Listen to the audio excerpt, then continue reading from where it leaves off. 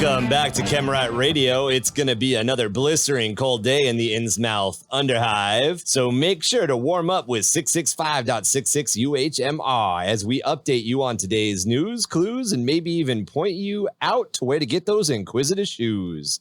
Temperatures have dropped across the Hive due to what the Mechanicus boys are calling a faulty exchange servitor? Never heard of it. Well, fear not, all my hive rats, mice, ghouls, and scavs. Your friendly neighborhood Goblin King is here for you, broadcasting tonight from Ricketts Grav Boards on Sublevel 23. To help me keep you cozy, I have the soothing baritone of my co-host Beast. Hey, everyone. The ever sexy and sleek Marky. My cousin was actually a servitor. That explains a lot. Yeah. And we sure hope he doesn't end up replacing that faulty servitor, our own mechanically inclined or at least bionically fingered. Don't all rush the broadcasting couch at once, ladies. Kevin. Hey, gather round and let's see if we can warm up. Get that plasma manifold cooking. Don't roll a one, Kevin. Don't roll a one. All right, guys. So last time we talked about video games, or we started our conversation of video games in the Warhammer universe, focusing on Warhammer 40k video games. We all had a little bit of chime in here and there. And this time we're going to go down the other half, the other side of that coin, which is the Warhammer fantasy games. And then we're going to jump into some of the mods and then just some of the games that kind of have that Warhammer-y feel. If you're trying to get kind of a vibe going before you decide how you want to engage with the hobby, or if you're just looking to get your vibe going when you need a break from your hobby. I personally like to play video games that have a feel for the universe when I'm definitely just burnt out and I need to recuperate a little bit on my kit bashing or my painting level. Yeah, and I definitely feel like the fantasy version or the fantasy like video games have actually gotten a lot more love than the 40k ones. Like they've been a little more well, we'll get into it, but yeah, we'll get to it. And there's definitely effort on the developers' part that is slanted towards certain things over others. But I mean, there's good titles from both sides. Yeah, I think of late the Warhammer 40k titles have been getting better. There are quite a few in the last few years. Yeah, they're getting there.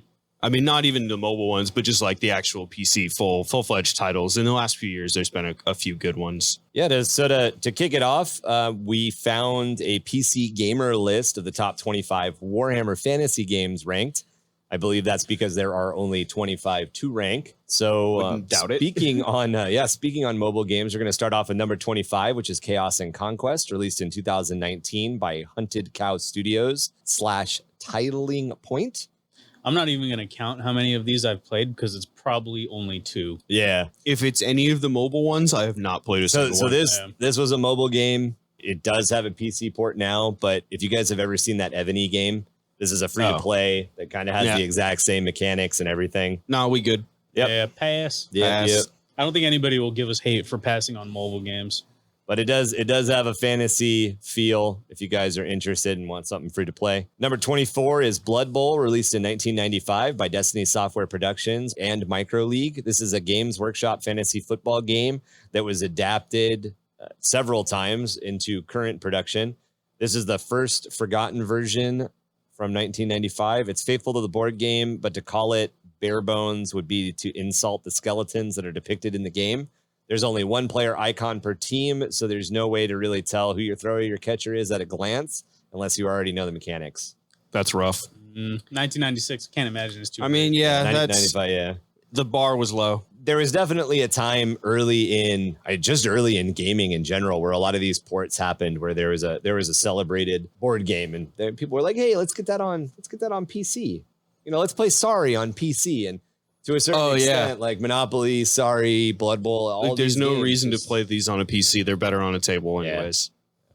So Dungeon Bowl 2012 is number 23. This is by Cyanide Studios and Nacon. This is still a pretty bad game.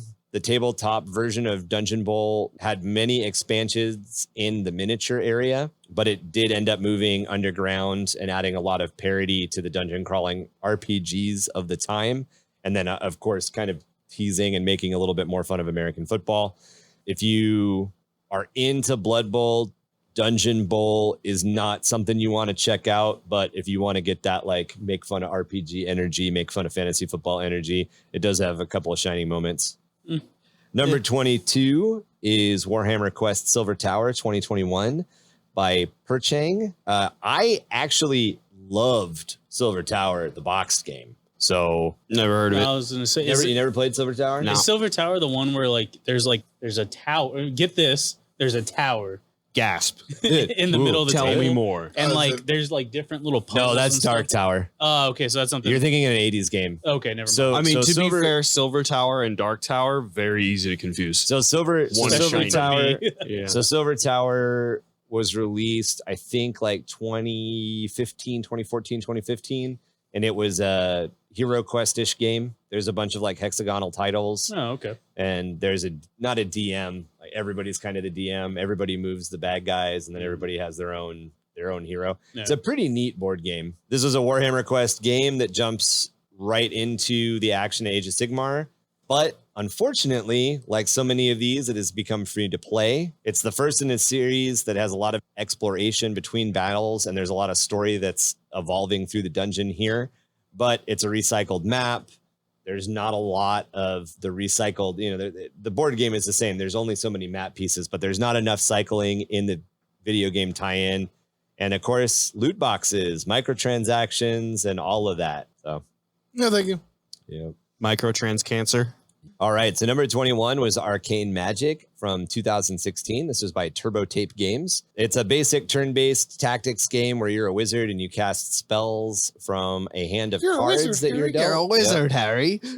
While you explore the old world by gathering jumbled lumps of magic rocks. Sounds fun. Man, it sounds like going through and like instead of reading a novel, go collect all the pieces to the novel. It's just fetch quest. Yeah. Yes. Compilation.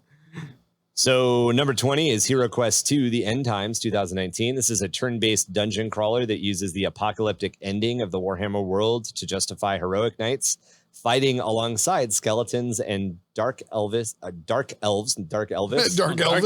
Damn, dude. Dark Elvis and fetish world. Fetish wares. Yeah. All right. Come here, baby. Let me smack you on the neck. Let me bleed you a little. Blood for the blood god. So this is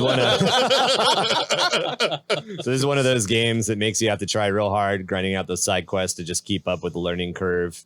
Doesn't have permadeath, but it kind of feels like it should have permadeath. So, it just sounds like, check it out if you're really into grindy side quest games. Check it out if you're really into those. I think I'd prefer to play the Dark Elvis game. The Dark Elvis game, right? We should make that.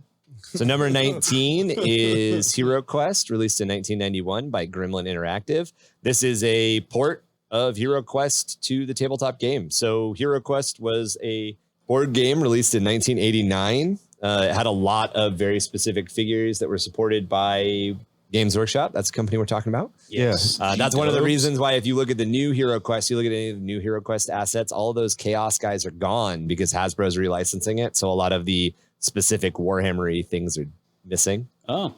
So the video game is a direct adaptation down to the quests and the intro text. I actually do remember playing this, and I do remember it being pretty good. However, if you want to go back and kind of get the feel for the way this works, somebody put Hero Quest in a tabletop simulator. Is this the one in the beginning where if you're a dwarf, you falls down like a tunnel? Yeah. Is that it? Yeah. Oh shit! It's the exact intros from the Hero Quest game, but it's just been rendered out in air quotes because 1991. So number 18, Mark of Chaos, 2006. Oh. Just to get back to the Hero Quest game, because you mentioned you played it. This is another one of those ones that when you got like a disc, there was just a bunch of freeware on it. And you I love those. I don't know. My buddy, PC Gamer would just send them out with their editions and be like, "Here's 3 trial games." I was way too poor as a kid to have like a computer, so it was all at my buddy's house. I just remember him having it. That was Halo 1. I feel that. I feel like to a certain point, all of the computers that were around were dad's work computer. Well, that's how it always is as a child. What's up? That's how it always is as a child. You can't afford a dude. Now my buddy, man, he was the only child, dude. His mom was a lawyer. I was the only child, and my parents tried very hard not to let me have my own computer because they knew I would lock myself in my room and never leave. Every new game system. I worked every summer. I bought my own computer and locked myself in my room and never left. Yeah. So it's really interesting. One arm bigger than it's really interesting that. Wow, it's really interesting that you just laid that out because like my little sister. life moved on. Probably My little more sister stable. had access to more appropriate tools for her life goals, which is really cool. She really focused on honing her digital art skills. I mean, my little sister is an amazing artist, and she listens to the podcast. So Why is I'm a crap artist. My hands shake, and I have heavy hands. Because we can't afford to pay my sister. Oh, So we get Ryan for free. My sister makes me look like a little peasant when it comes Can't to have the art. sister. Well, give me the brother instead. He'll Give me the brother for free. Why buy the cow when you get the sex for free? Hey, I'm right here. I'm gonna go shower now. So All to right, get back to You our said list. Mark of Chaos, right? Yep. I played this one. This is the first 18 one on the Mark list I played. Chaos, 2006 by Black Hole Entertainment. Yep. So this just let him get it out, Kev. No, I just wanted to say Black Hole Entertainment. Oh, I was hoping you'd be like, Black Hole, what's that? And then we'd have to have a conversation about the booty hole of the universe again. But well, you didn't now go we're there. gonna have that conversation. no, we Ryan. already Thank you for been the there, segue. done that. We will readdress that in 10 more God episodes. damn it. All right, so you played Mark of Chaos. So give Yes, us a I rundown. played Mark of Chaos. I'll start off with this has got to be one of the best Warhammer cinematics ever made. Really? Yeah. Okay. The intro to this game, like I almost want to pause what we're doing and make you guys watch it because it is Astartes level badassery. Oh, but it's fantasy. Yeah, it's fantasy, Eh. but it's badass, and it's only like a minute and a half long. So, but not anyways. pausing the podcast, Kev. Yeah, I know. we'll watch it afterwards, and you guys will thank me. It's badass. But anyways, so Yeah, that's give us a feel for how it plays. it. Plays like a Total War clone, Oh, okay. hands down. It's a really old sim kind of style. Oh, I I played this too. You had gold Okay. to buy your armies, just like Total War. I wouldn't call it a Total War clone. It was there was a Lord of the Rings RTS.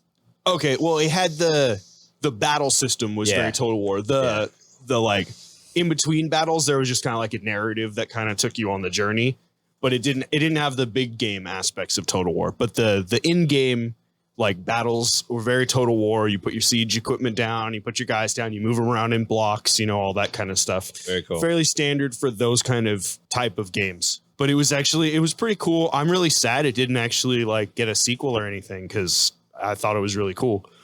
And it proved that you could do Warhammer as a video game strategy and do it with a promise. Like That's that cool. You're not aiming too high. Like it's doable.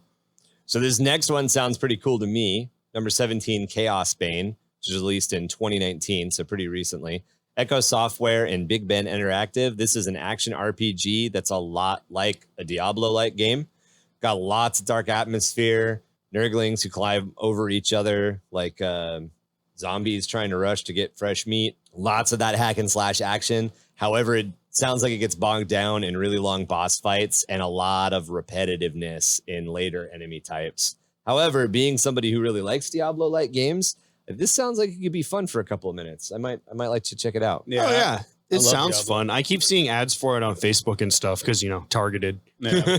I'm super targeted. Anything Warhammer. Unfortunately, it sounds like the entire benefit to Chaos Bane is like in the first, a lot of times a lot of games are like, oh, you just got to slog it through to get to the end game. This sounds like, okay, you did the front game. There's nothing else. I almost Not felt endgame. like that with Beginning? Inquisitor very Martyr. shallow. Yeah, very shallow. There you go. Yeah.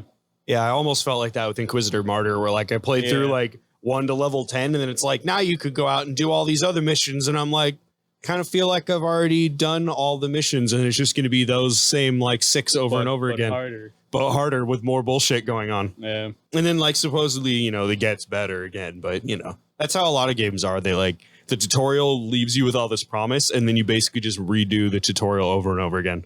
Yeah, they're trying to like make the game have a little more longevity. Yeah. Well, yeah, but it's a lot of just like copy paste. Yeah, pretty much. So number 16 is Warhammer Underworlds Online, released in 2020 by Steel Sky Productions. This is another one-to-one adaptation of the tabletop game. However, everything is brought down to a small scale. You only have squads of 3, and a lot of the stuff that you're fighting over and areas that you're fighting in look like just reused parts from Neverwinter Nights. Probably a little bit updated, but kind of give you a feel. This is another one of those games that for whatever reason, they kind of make you deal with a deck of cards. You got to construct a deck of cards, and then there's some randomness to how it plays out. Yeah. Apparently where this game completely falls apart is single player, which is just bot matches. I've always hated that. If you're going to give me a single player, give me a story. Yep. Oh, yeah. 100%. It's actually I was thinking about it earlier today is Battlefield. I mean, the first one, 1942, didn't have really a campaign. It just played at least to follow World War II. Yeah. And then later they put a storyline in it, and the storyline is actually kind of, they're interesting, fun ways to play the game. Yeah, that was like Battlefield 1. Battlefield 3 and 4 had a story. Yeah. And then Bad Company 2 had a story, and those were hilarious. Those were great. I love those. So number 15 is Mordenheim Warband Skirmish, released in 2017 by Legendary Games.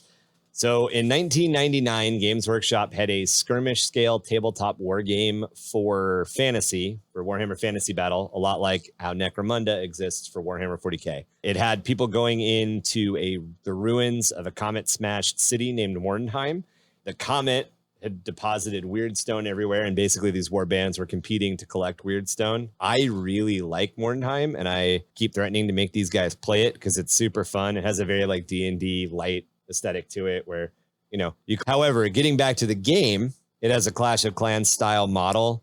However, it kind of works for the way that the game is set up and for everything that happens in it. I can never get into I played Clash of Clans, and I think I'm just so burnt out on that model. Yeah, model. Or like that. The wave sending in. Well, not so much game. That, just like the base building thing. We're like, okay, this is your command base. Yeah. No, this is your energy storage building. This is your This is your food supply building. Base builder mobiles. Yeah. I'm so burnt out because they're all the same. They're literally all the same. Yeah. It does sound like this has got some pretty cool graphics, some pretty cool XCOM stuff mixed in, some other stuff, and you can pick it up on Switch. So that's cool. You just need to scratch the itch. It's not number 25. It's number 15. So it ain't that bad. What year was this one again? 2017. So not that. I think I might have this one on PC. Yeah, a lot of these have that, again, just like the Warhammer 40k list, a lot of these have that mobile to PC feel. Well, I have the actual meant for PC one. I don't remember what year it came out. Got you. Yeah, what year it might be ported. Later. It was. I think as far as the list goes, if I remember the article right, these are all things that are available either through Steam or through something else. Some of them are also available on console, but I think you can pick most of this stuff up on either Steam, GOG, or Epic. Yeah. Probably all three of those. So number 14 is Man o' War Corsair, released in 2016 by Evil Twin Artworks. You get to captain your own ship, so that's pretty cool. However, the AI is bad at sailing, and the escort missions are a piece of shit, like all escort missions are. Flying enemies constantly attack you, and they're incredibly hard to target. Janky dueling animations. It just sounds like one of those games where Great idea, put together really bad. Yeah, I keep eyeballing it. I kept it on my wish list for probably 3 years, hoping it would get a good update at some point. I don't understand why this is so high on the list. So there's a game called Sid Meier's Pirates that is really, really loved. Very, very big nostalgia plug for a lot of people. Yeah, this plays really a lot like Sid Meier's Pirates. Gotcha. But with orcs. Yeah, with orcs and shit trying to board you. Yeah, instead of just pirates. Instead of Spaniards and Dutch, you got orcs and dark elves. Nice. So number 13 is Age of Sigmar Champions, released in 2018 by PlayFusion. This game is unusual among the digital adaptations of Games Workshop physical properties in that it has a direct connection to a collectible card game, allowing players to scan in their physical cards with a webcam or phone app and then use them in the video game match version. Standalone free-to-play video game, it's apparently pretty decent, unlike the 40k versions that are kind of janky and just don't play as like a poor man, an obvious poor man's Hearthstone or obvious poor man's Magic. This game actually sounds like it does pretty good. And of course, like normal, it's got that kind of cool art style. That art style really is what sells and pushes these digital card games. So this is like the Age of Sigmar version of combat cards for 40k? Yeah, apparently it's better. Oh. However, again, single player is mired down by it's a bunch of fucking AI battles. Yeah, that's the same thing with combat cards. Yeah. Same BS. Yeah. So number 12 is Age of Sigmar Storm Guardians from 2021 by Gasket Games Focus Home Interactive. This came out really recently, and I have heard so far that this game very much steers into that wacky, annoying, orcish humor, I guess is the way to put it, that Tom always gets grumpy about. Oh, yeah. So you play the Stormcast Eternals, which are, Space Marines and fantasy. Yeah, I never understood them. They're No, I'm not a fan of Stormcast, honestly. yeah. They look cool. They look I'll cool. give them that. They look cool. But there's just you already got like, what about just regular humans? I like the fact that fantasy was only humans, like Yeah, that they same. didn't have space marines. Right, exactly. Like dwarves were. I mean, it's not the way the analogies work. They're more blended than that. But like the Right. dwarves had the heavy armor, hold the line, like be the tank. Like that was their job. Yeah. The humans were just humans, and that's all there was. I mean, I'm sure you guys have a little bit better idea than I do, but what are they? Are they humans? I honestly don't Eternals? know. I don't know. I feel like we need to do a We're gonna have to Age do of some research. Sigmar We'll have to do an episode. Deep dive. exploring Yeah. Sigmar. Because like if they're supposed to be the humans, like why? Are they like juiced so up from what by- Right. from what I Sigmar? understand from because I've been trying to bridge the gap personally between Warhammer Fantasy Battle and Age of Sigmar. Right. In the end of Warhammer Fantasy Battle was the end of the world. The Right. world of Warhammer Fantasy Battle actually shattered, and then the Yeah, it's- gods intervened because like- they wanted to continue. They wanted to like save their champions. Yeah, it's like They're their Sigmar floated favorite through space or champions. something like that. Yeah, right? and now there's a bunch of stuff. It There's like a bunch of sounds parallel really- levels of yeah. existence, and then they fight with them on those levels of And it existence, kind of thing. sounds really cool, but I just haven't. To be completely honest, I've done like 2% of the amount of research I need to do for it. Yeah. I mean, it sounds cool, but I still like the old world better. It's just I think a lot of veteran players do. and I think a lot of people like the old world bet because I've been trying to figure this out. There's a lot of hate for Age of Sigmar, Yeah. and like as somebody who played a lot of Warhammer Fantasy Battle, you guys do not understand how fucking annoying those square plate ranked up boxes were to keep organized and like Really? because you build all your dudes and you Yeah. build all your dudes based on Like rank and file. yeah. Yeah. And then like, oh, okay, well, this Skaven has to be third from the left in the third row. And if Fucking he's really? not there, oh, because his their spear arms is pushing into somebody else and he's gonna push him over. And then they don't rank and file. It was fucking annoying. And the best thing that ever happened to Warhammer Fantasy Battle was moving to round bases Yeah. and making the game smaller. I mean, you guys, those of you who follow the podcast and are in our Discord have seen these pictures, and I know you guys have seen these pictures. Skaven? I have hundreds of Skaven, Yeah. and I have maybe 3,500 points. Really? You've got maybe 90 guardsmen, and you complain about it being a lot, and you have like 3,500 I mean, that's not points. that. I bad. have almost 200 Skaven. That's a lot, dude. Yeah, that's And that rough. was Warhammer Fantasy Battle. And you Warhammer needed Fantasy all that? Battle, if you were going to play a 3,000 point game, yeah. Oh, like if you're gonna play like the apocalypse version Yeah. of a fantasy battle game, I got you. And Age of Sigmar just sounds the sculpts are amazing. It sounds a lot cooler. However, and this is where I think most people get pissed off, the Imperial Guard Mm-hmm. from Warhammer Fantasy Battle did not make the cut into Age of Sigmar. Right? Yeah. Neither All did of the Bretonia. Imperial Bretonia? Bretonian. The inspiration for knights, Bretonia. There's a whole like country of Bretonia where there's nothing but peasant Oh, those aren't farmers. humans? No, they're humans. So the They just live Imperial on the other Guard, side of the Yeah, mountains. the Bretonians, Right. the Imperial Guard of Warhammer Fantasy Battle didn't make the cut. No. The Imperial Guard They were of Fantasy 100%. Battle is They were the, 100%. They were the Empire 100% troops. They the made the Imperial cut. Guard. No, The Bretonians totally were. no, the normal soldiers, just the spearmen.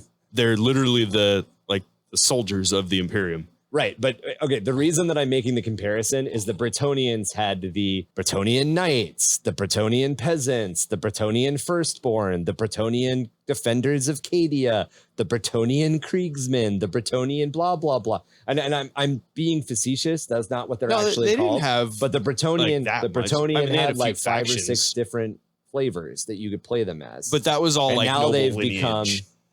become like Kiev is one, and they're in Age of Sigmar. They just don't have a model line. Well, like really? Bretonia actually got nuked. Is just completely gone. Oh yeah, it's fucking gone. They didn't win. Well, Most everything of the got Empire nuked, didn't. right? Well, because they're not part of the Empire. That's the difference. So it's in if you play Total War, Yeah. you have Total Warhammer, don't you? We're gonna get there. We gotta. I got a bombshell for you guys. That, Yeah, that let's explains link where back. Yeah, because we'll- that's We'll seeing circle the back map. to this. Yeah, We'll circle back helps. to this. There's a lot of grump between Warhammer Fantasy Battle and Age of Sigmar, and I think it needs its own episode.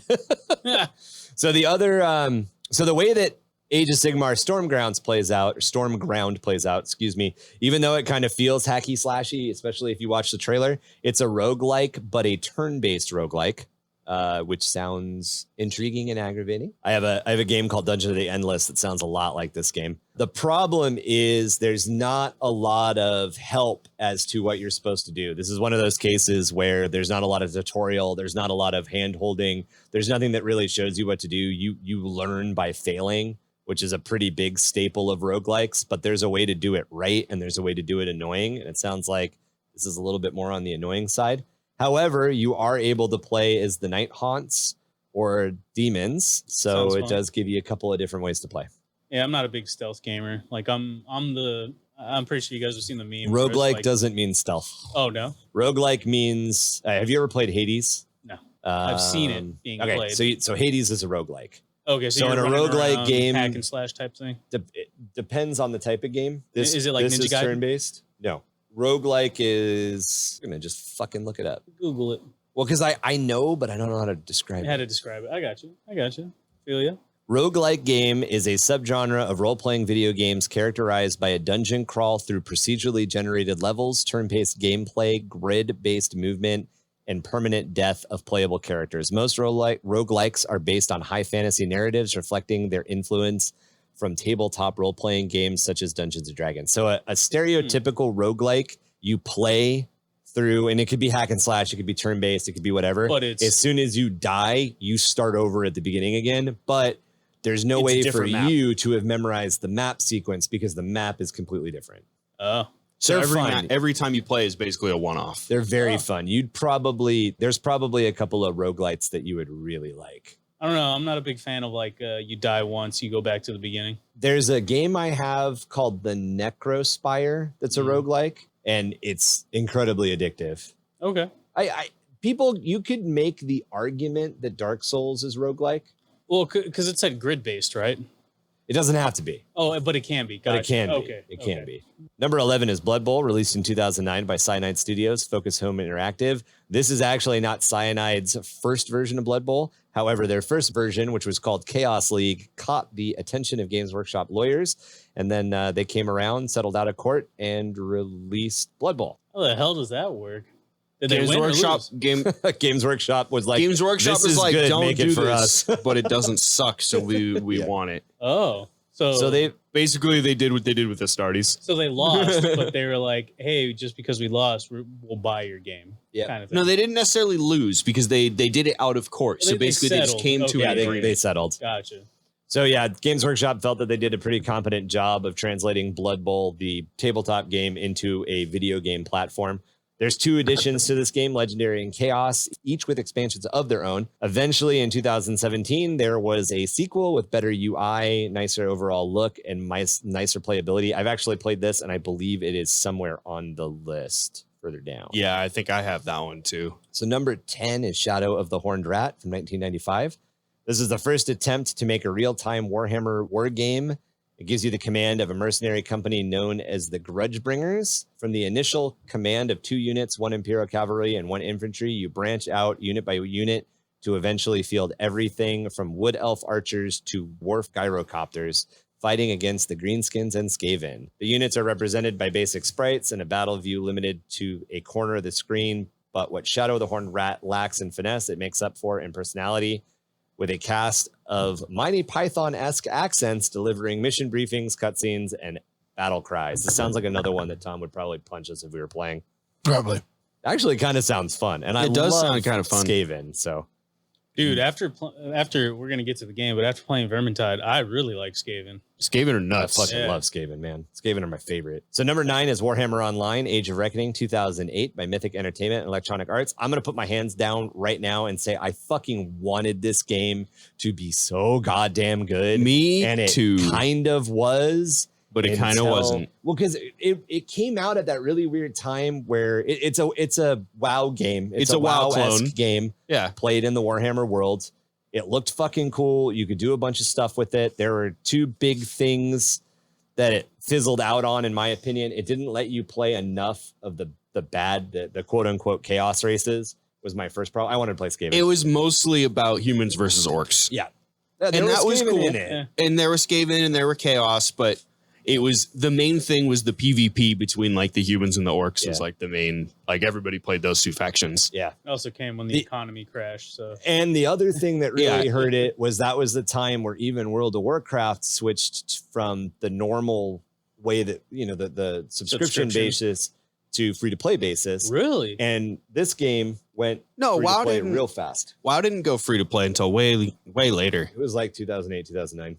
This was right around, maybe WoW didn't go there. This was right around Other the time games where a went lot of MMOs that Went free to weren't play. WoW Yeah. went free to play. WoW and EVE were the only ones to really survive the MMO boom and crash. Yeah. This game suffered from that, in my opinion. When this game went out of subscription to free to play, I think I stuck with it for another month, and then I was like, screw this shit. I never had the money to get a subscription when it wasn't free to play. So like the day it went free to play, I grabbed it and I played it for a little while, and I was like, this is really cool. Too bad nobody plays it.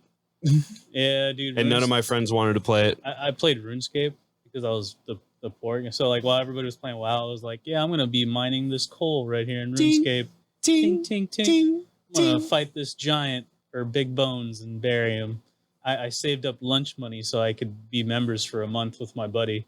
We used to mail that in to become members and wait a week, and then we'd log on and be like, your members is activated. And I'm just like, yeah, I get members for a month. I saved my lunch money for a month to get this. Nice. Number 8 is Mordenheim, City of the Damned, 2015 by Rogue Factor Focus Home Interactive. That's this probably might the be one I have played. Yeah. So this is an XCOM-like game. Yep. However, the over-the-shoulder view, the third-person over-the-shoulder view changes quite a lot and can be a little bit annoying. Yeah, it's a little wonky. The camera's a little wonky. It provides some really cool atmosphere though.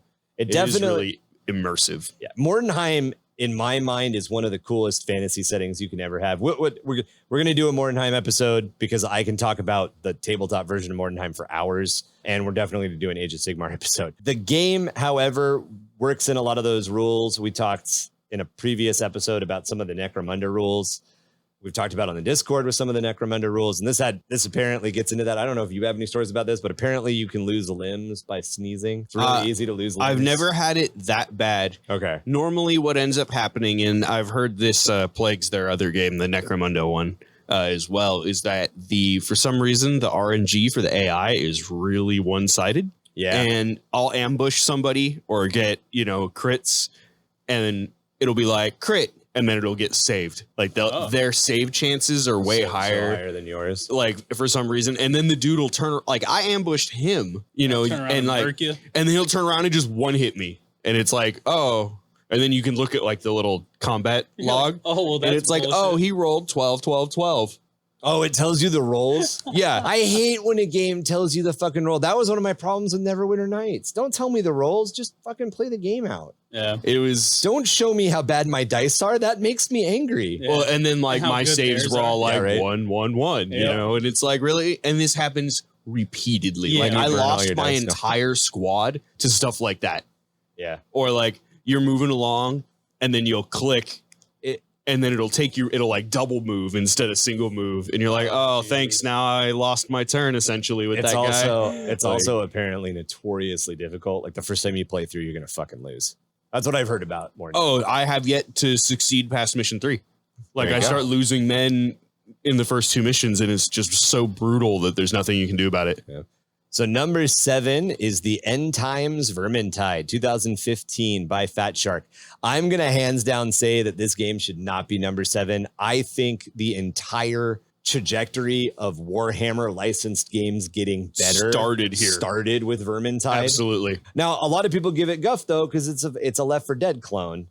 But Cool. it was really well put together. But it was fucking amazingly well put together. and there The story is wasn't a engaging. bunch of those out at Yeah, the time. There was Left 4 Dead. There was Left 4 Dead and Killing Floor, Yep. which is a kind of Left 4 Dead, but not exactly. It's different. Payday It's 2 existed. Payday 2, but and that was still made by Valve and it has a very different flavor. Very fun though. I enjoyed Payday 2. So But Vermintide, if you guys haven't caught on, is a first-person shooter style game. However, you are limited to. I know you do have guns, but most of the But it's game like is 20 going to come shots. down to melee. oh yeah, Very, very fun. when you slaughter a Skaven, you rip a Skaven's head off with your axe. Your screen gets splashed in blood. Oh, playing as the Imperials, swinging the big ass sword, the two-handed Zweihander sword. Yeah, playing as Marcus Kruber. I think that might be Vermintide too. No, he's in both. All the characters are the same in both. There's actually a really big storyline. More characters. No, they're just subclasses. They're just subclasses in the other one. No, I thought the chaos, the fiery chaos chick, or not chaos chick, the girl that can cast fireballs. Yeah, I thought she wasn't in the first. No, game she's in the first one. Is she? Yeah, there's a big storyline, and it's she was running around gone rogue. Because some shit happened and she's getting blamed for a village catching on fire. She throws fucking fireballs around, man. Pretty sure it was a setup, but right? the Empire, just like the Imperium, not real keen on people who can throw fireballs. Yeah, they lock them all away in a big wizard's tower so they can learn spells, but mostly so they don't kill everybody else. That's fair. But Saltspire, the Inquisitor-looking dude, the witch hunter, he was chasing her. Oh, he hired the mercenary Marcus Kruber, who used to be an Imperial sergeant in the guard. Then there's a dwarf who just happened to be in town when they all caught up with each other. And then when he caught her, when Saltspire caught the fire mage, I can't remember her name. That happens to be like, oh, I got you. Okay, caught you. Okay, we're staying in this town overnight. Oh shit, there's rats everywhere.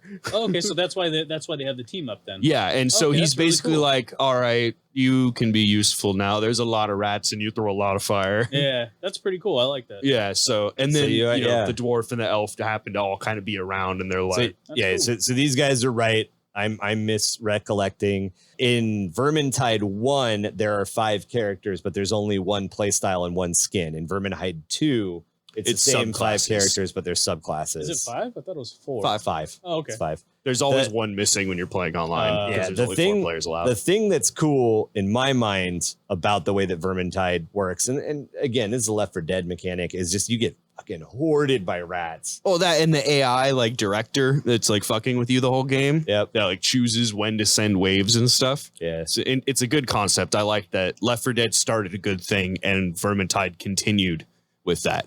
So the next one, number 6, is Warhammer Quest, released in 2015 by Rodeo Games' Chilled Mouse. This is halfway between a roll and move of a Hero Quest port and an actual out-of-the-box as far as the complexity of games like Gloomhaven or Warhammer Quest. It's a dungeon crawler. It's got the right amount of downtime between the different dungeons. There's a lot of stuff that's presented through text boxes, gives you a lot of choices on morality, stuff like that. Sounds pretty cool. It looks like it doesn't have a great rating on Steam because, again, this at one point started as a mobile game, so there's a lot of just that general unease from the mobile game angle. But now it's been ported to Steam. It's apparently really fun to play and gets you a real good idea of the Warhammer fantasy side of the lore. So that's pretty cool. Blood Bowl 2, number 5, was released in 2015 by Cyanide Studios, Focus Home Interactive. This is a lot like that first Blood Bowl game we talked about. Just the UI is a little bit better. The animations are a little bit better. The graphics are a little bit better. I have played this one. It's actually pretty fun. I would tell you that as fun and funny as it is, I probably just don't like football clones, so I didn't have a huge amount of fun with it. But it was definitely silly and fun. Yeah, I haven't played that one, but I played the one before, and if it's just a better version of that, standard sequel upgrades, it'd be kind of fun. My typical experience with games, at least for the past 10 years since I had kids, has been I play the game for about 2 hours. Okay. And then I can never pick it back up again, and not for the lack of wanting, but this was one of those games. I picked it up, Blood Bowl 2. Played it for an afternoon. Played it for an afternoon, and then I haven't picked it up since. But it was fun. It was cool. The announcers give it a lot of flavor. It's pretty fun. Yeah, the announcers are funny. And I know that there's like the skeletons have cheerleaders. Like everybody has cheerleaders, or and there's like the skeleton cheerleaders where it's at, man. If fucking like their heads fall off and they go chasing after them. Or cheerleaders is pretty funny too. Blit. So number 4 is Dark Omen, released in 1998 by Mindscape Electronic Arts. This is the sequel to Shadow of the Horned Rat. It keeps the real-time tactics, battle, and structure of the mercenary company, slowly building up a diverse roster over the course of the campaign. It has a lot more enemy types than just undead and greenskins. If It does not have a lot of new enemy types. It's just more undead and greenskins. However, graphics got a little bit better. UI got a little bit better. So yeah, this actually sounds pretty good, and it's pretty high. It's in the top 5, so might be worth checking out. Might be. Number 3, Total War Warhammer 2016 by Creative Assembly and Sega. So if you guys are familiar with the Total War Rome, Total War Medieval, and Total War Shogun, you'll get kind of an idea to this. I'm going to let Kevin take over. Total War has been one of my like long time running series that I've been playing since basically the beginning of the series. I was super stoked when this came out. I had been waiting for this for years, like since childhood. Ridiculous amount of time. It actually was pretty good. It could have used some improvements. Obviously, every game when it, especially that was their first foray. Yeah, how did the first one play? So assume that I've never played a Total War game. And all right, run down how it works. Total War games are turn-based in the big picture, real-time battles. So it's like Civilization meets StarCraft. Civilization without any base building. It's like okay, but the battles are large scale. These are like. You have to remember, it started out as a medieval game, right? And a Rome. Like those were the two like original series that they ran. I thought I used to play Rome all the time. Or actually, you're right. Shogun was the first one. But even then, the tactics were very similar. Okay. Large blocks of infantry. Yeah, right. You know, you have your general on a horse in the back. You might have some catapults, and you run them at each other. And I remember Shogun. The big thing that everybody was super happy about, and I played a lot of Shogun, was that there were hills, and the hills actually mattered. To, like, oh yeah, terrain super matters. Like if you put archers on top of a hill, put some spearmen halfway down the hill, an enemy runs up the hill, you are guaranteed to barely hardly lose a man, and they will all die. Cool. Either that or they'll run away. That's another cool feature that Total War has. It has morale for troops, it has stamina for troops, and it has ammunition for ranged troops. It's awesome. So when they, worked through those series, they did a bunch of medievals, they did a bunch of shoguns, they did a bunch of Romes, and then they finally were like, you know what? Let's sprinkle some fantasy on there. So they got in touch with Warhammer and they made the Warhammer one. So the first one. Okay. They always had lofty dreams with this, and I actually really am impressed with the studio's dedication to maintaining this big idea that they came up with. They were going to break it up into 3 games. So there's Total Warhammer 1, Total Warhammer 2, Total Warhammer 3. And this was all planned from the beginning, but I'm getting ahead of myself. In the game, you have your towns, and these are all, per the map. So in the historical ones, it was all real towns. And you build those up, and then you use your economy in the big picture to build armies, which then go into fight as you want to take more territory, like Civilization. Right. But then when your army runs in, that's when it turns into the cool battles with all the units. And so your army composition matters for the terrain. Okay. So can you speak any towards Total War? Total Warhammer 1's story, because we are going to talk about Total War Warhammer 2 in a minute. And that one has a story as well, which is different. Yep. So Total Warhammer 1 takes place only in what's referred to as the Old Kingdoms, or the Old World. Right. And it's essentially just like Europe and America being the New World versus the Old World. Right. It kind of looks like Europe. If you look at 100%, if you look at the Warhammer Fantasy Battle map, it's Europe bent and mushed together a little bit. Oh, no, if you look at so I used to have the full world map, and I still have it. I just used to have it hung on the wall. Which looks like the coast of our globe, just tweaked a little bit. You have South America, you have North Africa, you have Europe, and you have North America. There's Canada. a big blob. I don't know why you guys keep looking at me when you say this. Because you don't know what the world looks like. And there's a big blob in the middle of the Atlantic Ocean. That's where the elves are from. And that's like kind of like Atlantis. Yep. Yeah. So anyways, you build up it only takes place in the Old World. Then eventually they dropped this cool thing with Norska. They added Norska to it. Yeah, which is the Vikings, which is they worship chaos, but not as chaos worshippers. They're a cool thing on their own kind of thing. And so that was worship corn, but not really.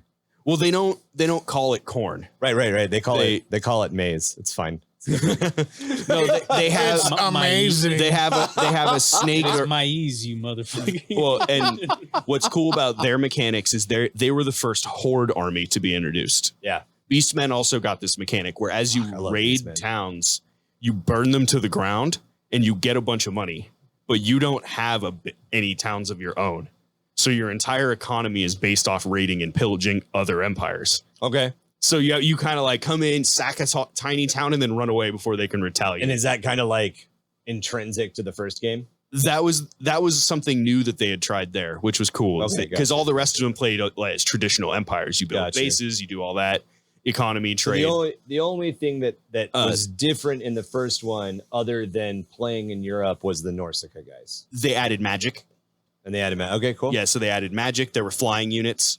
Okay. So dwarven gyrocopters, dragons. But none of the crazy New World stuff yet. No, none of that was in there yet. And none of like Castle Dreckenfell or anything yet. No, that was there. It was there? Okay. Yeah, basically it was, you had all of the Empire, and the main story obviously always focuses around the Empire, but you can play the other races. Right. Dwarves had a cool mechanic that I thought was really interesting. It's called the Book of Grudges. Okay. So when the dwarves get attacked, like if somebody sends an assassin to go assassinate somebody in your like cool characters that you're doing shenanigans with, right, and then they fail or succeed, it doesn't really matter. Basically, since somebody pulled like something, pulled a slight against you, that goes in your Book of Grudges, and you have to go kill one of their characters. There you go. To get rid of the grudge. Otherwise, your towns start rebelling if you start getting a whole bunch of those unanswered. Oh, they did something similar in Shogun. Yeah, where you have morale basically for your towns as well. So that was a cool, and each race got something similar. Empire didn't get it until Total War 2 when they came back and added some more stuff to deal with the elector counts.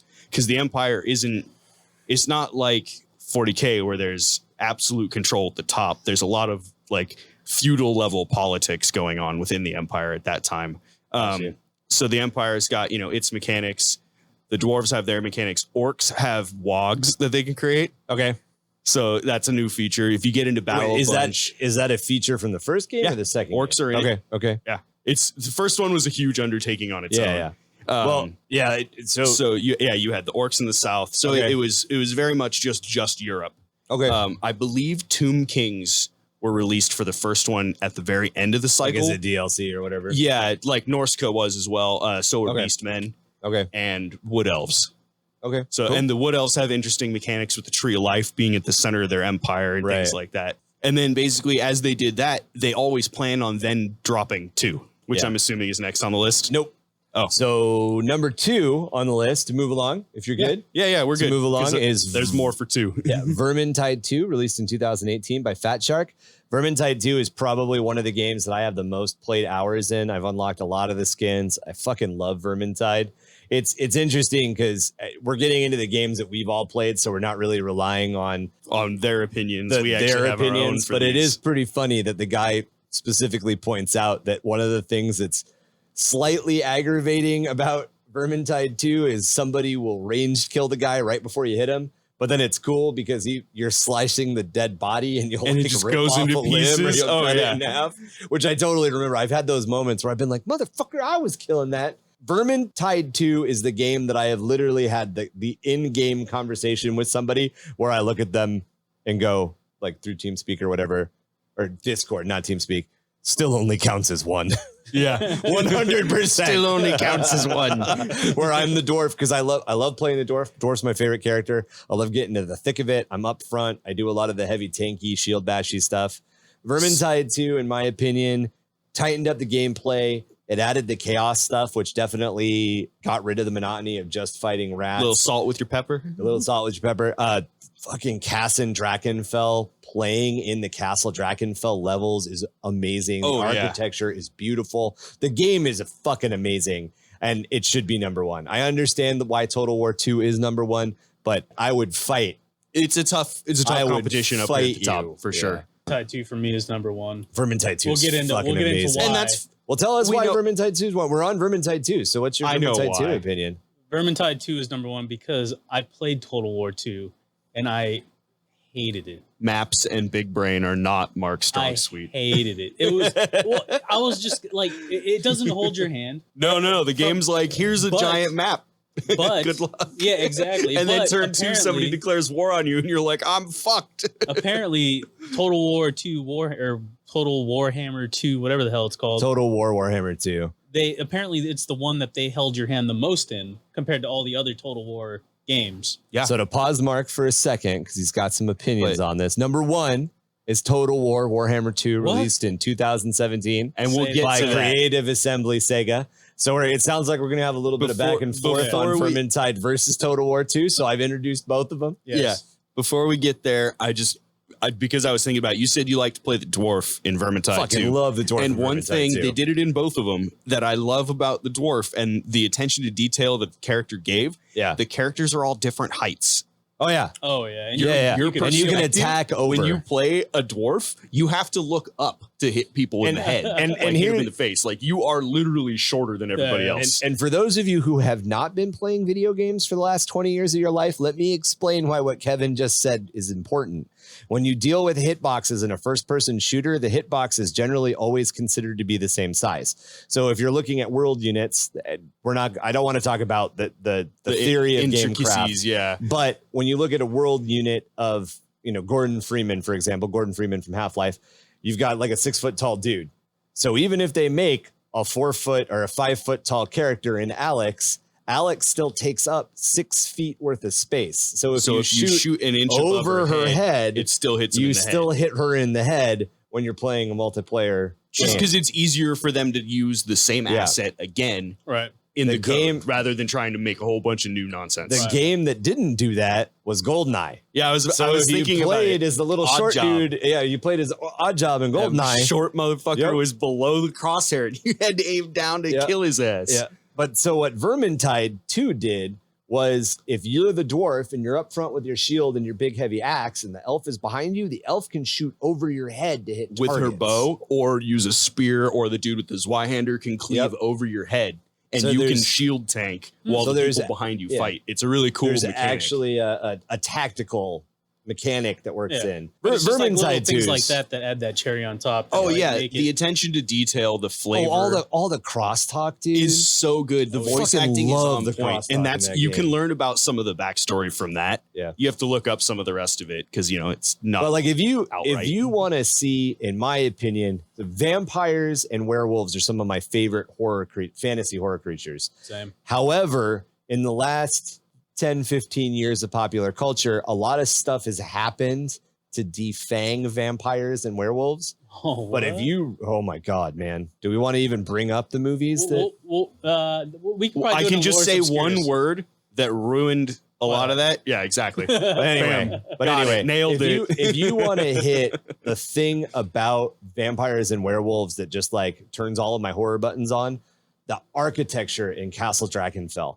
just how fucking creepy it looks. I've always liked that Ravenloft style from Dungeons and Dragons, that Dracula style, just that like everything's oppressive. There's skulls everywhere. There's these giant stained glass windows. Super high Gothic. Oh, like it's so awesome. They took the bucket of high Gothic, threw it away, and got a barrel. Like it was ridiculous. The other map that's fucking amazing in Vermintide 2, and then I'm going to turn it over to you for Total War 2, which I am playing here. It is on my list. We can co-op that. It is, it's on my list to play in China. Oh, okay. But it's one of the games that I put my foot down. I got to play through it in China because I've owned it since it came out. Do you have both? Played it yet? I have both. Okay, because I'll talk about one of the cool interactions when we get to it. Oh, that's cool. Yeah. But there's a mage tower in Vermintide 2, and it has like the weird anything. I just said you talking about tower?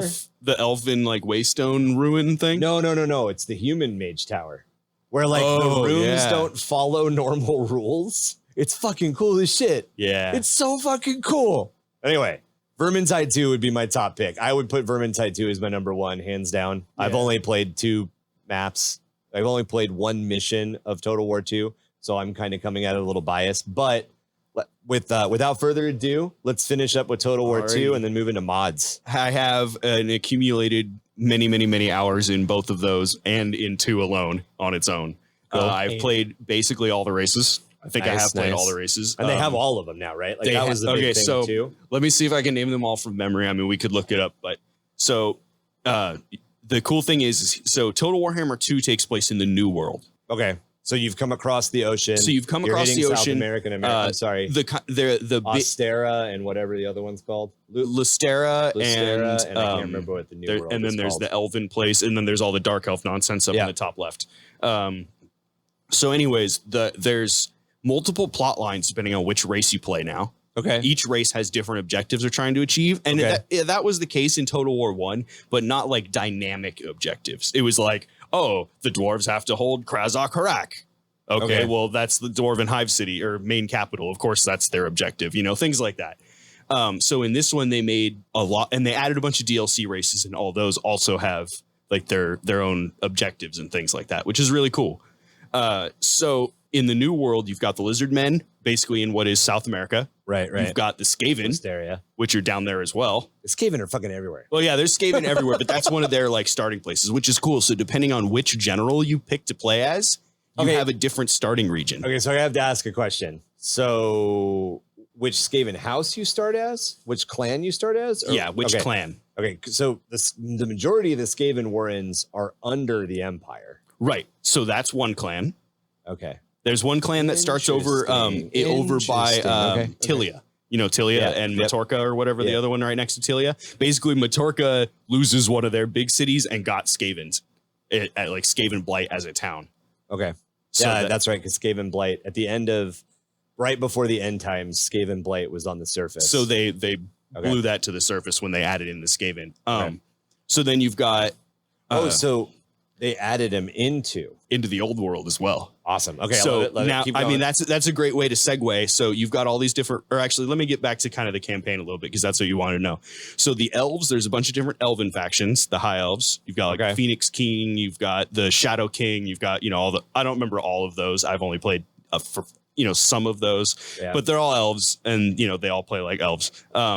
They're worried about the big magic vortex in the center of their land. Right. Which I don't remember all the super deep lore on, but essentially was put there in the ancient times to suck the winds of magic from the wastes of chaos, so that chaos stays at bay. Okay. So there's this big giant drain flood. So it factors in a lot of Warhammer fantasy into the big picture lore, which is it working towards end time? No, they said the game will not take the end times. I wonder if Total War 3 will. No, that's what's coming out soon, and we'll get to that as I wrap up too a little bit.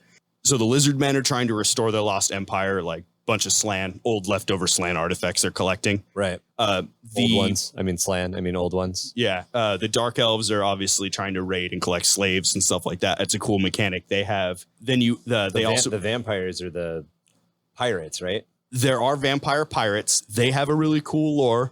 That is the fantasy version of Abaddon the Despoiler. They live at the bottom of the ocean in a giant whirlpool, and so there's vampire pirate. There's underwater vampires and there's surface vampires. Yes, sold. They're related. Sold. So come on, Mark. Why aren't you sold on this game? So essentially, he comes out of their version of the Eye of Terror, which is a giant whirlpool to the bottom of the ocean. He comes out, he crusades around, he fucks a bunch of shit up, and then he goes home because pirates. But and then comes back, his lore comes back 12 more times. Yeah, probably. I haven't read it all, but finally lore kills the island of Cadia. He used to be one of the vampires, like the normal land vampires, which all used to be imperial nobles. Yep. Yeah. The vampire lore in the fantasy world is really cool. But I will tell you, Tomb King's lore is fucking Tomb King's lore is really cool. Yeah. Anyway, they're in it, and I'll get to them too. So anyways, he was like, oh, vampires are a bunch of drama fucking lords, petty bullshit. I'm going to go be a pirate. So he did. There you go. So he just took off to go be a pirate. It's fucking Javier Bardem from the newest Pirates of the Caribbean movie. So, and then there's another pirate, Victor Harkon. He's a cool pirate. He touched some Slan gold and his mind got split into two. So he's trying to recover a bunch of Slan gold to try to put his mind back together. He should be lucky he didn't get biotransferred in some necrodermis. I know, right? Which translates into a cool game mechanic. Depending on what game, he'll either have melee bonuses or ranged combat bonuses. Interesting. So, and it'll just like randomly, it'll just change. It'll be like, oh, this personality took over. I've heard. And so you're kind of getting to it right now. You're mentioning that there's some different mini game elements and there's some different ways that all the factions base each other off. And it sounds like, and I've heard this before, I have heard that hands down, this is one of the, not one of just the best Warhammer games, but this is one of the best Total War and RTS games that's ever been made. Absolutely. It is, out of all the RTS games, Mark. And I've been playing them for a long time, it is the culmination of strategy gaming in one of them for sure, in my opinion. It touches almost every aspect of strategy games in some way or another. It has enough RPG aspect. You can build your characters certain ways. You can make them more tanky. You can make them more utility. You can make them more damage. You can make them more, range focus if they have those abilities. The races all have such good flavor to them all. Yeah. So speaking of races, and I want to get your opinion on the game real quick, but I know you guys want to talk about some mods, including some Arma 3 mods. Let me. So I want you to wrap us Yeah, up. let me I want wrap you to it up. close it out. So I want you to here's- rattle off. I want you to the rattle races? off as many races as you can. All right, so let me do it clockwise. You got just because I have to think of it as a map, otherwise I won't remember them all. So you got Norska in the north. Okay. You've got coming in Total Warhammer 3, Kislev, which is like the Russian faction. But they're not in 2, right? They're in it. Well, they're in 1. I'll get to how they're in 2. So then there's Kislev. They're not playable, but they're there. They'll be playable in 3. They are the focus of 3. Like the trailer, that's the Kislev queen, the ice queen. She's badass. Then you have Russians. Well, I guess dwarves in the mountains all up in here. Okay, cool. Then you got orcs below them in the mountains below there. Because, Okay. you know, orcs always live where dwarves used to live. We got me gobbies, right? Yeah. We got some gobos? Gobbies live there too. Oh, yeah. Orcs and goblins are kind of the same thing. They're the same? Fuck that. Well, they're the same, but they're not the same. Okay, cool. Okay, keep going. Goblins, all right. Then We're you up to have 5. below them, then you move down to the region of Khemri, the big desert. That's where you got the Tomb Kings all fighting over their giant big black pyramid. Okay. No big black comment. What's that dude's name? Nagash. Nagash, yeah. Dude, The Nagash. vampire lore is also interwoven my God. with Nagash. Because Nagash he's is one basically of- the master necromancer. To wrap it back into tabletop, which is kind of our bread and butter. Nagash is one of those models where like the old Warhammer Fantasy Battle model was dumb. I mean, it's got its own charm, but it's dumb. Yeah, probably. Especially Okay. So the old one is like this big. It's like Yeah. I'm holding my fingers like maybe an inch and a half apart. Listeners, his new one is like this big. Yeah, and he's it's on a dragon. huge. Anyway, Alrighty. So Tomb Kings. That's Tomb number Kings. 6. And then instead of finishing the clock, we'll go up to get the middle here.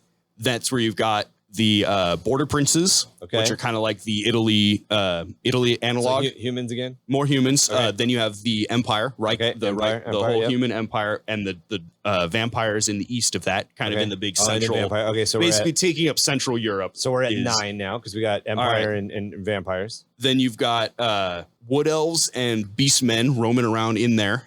That's 11. Holy crap, it's a lot of playable You've got races. a second dwarf kind of like faction over there as well. It's 12 races. You haven't even mentioned Bretonians yet. Yeah, then you've got Bretonians on the other side of the mountains. Basically, the wood elves and a giant mountain range separates the Empire and the Bretonians. Okay, so we're at 13 playable races. Right. Then you go east into the ocean. That's where you get the giant whirlpool for the not Abaddon the pirate. Okay, for the vampire pirates. Okay, Yeah. that's 14. Then we got high elves at some point. Yeah. Well, move over. Then you've got the rats in the jungle, Skaven. Okay, Skaven.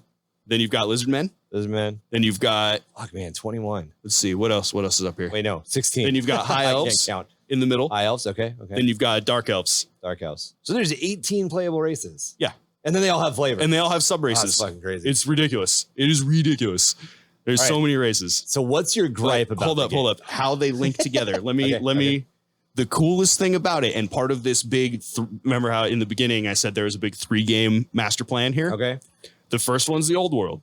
Second one's the new world. Okay. If you have both, they play together. So you can the start maps with one literally faction and are kinda the same. Okay. Cool. Like it becomes one big map as opposed to 2 small maps.